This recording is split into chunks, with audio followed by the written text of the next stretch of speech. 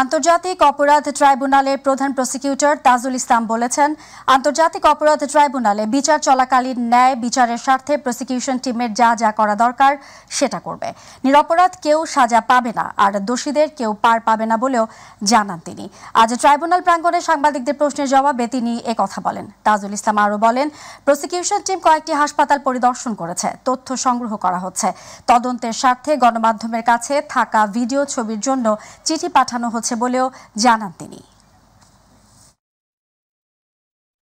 বিশ্ববিদ্যালয়ের ভাইস চ্যান্সেলরগুলোর কাছে আমরা চিঠি পাঠাচ্ছি যে সেখানে কি কি ঘটনা ঘটেছে। তো এইগুলোর চিঠিতে আমরা অনুরোধ জানিয়েছি হসপিটালে কতজন আহত নিহত মানুষ গিয়েছিলেন, কতজন চিকিৎসা গ্রহণ করেছেন, কতজন মারা গিয়েছে, তাদের সংক্রান্ত যত চিকিৎসার ডকুমেন্ট আছে এগুলো তদন্ত সংস্থায় সরবরাহ করার জন্য। পুলিশ সুপারদেরকে অনুরোধ করেছি যে তাদের এই এলাকার মধ্যে কতগুলো ঘটনা ঘটেছে, কতটা মামলা হয়েছে, কারা কারা সম্ভাব্য আসামি, কারা কারা ভিকটিম, এগুলোর তালিকা তারা দেবেন।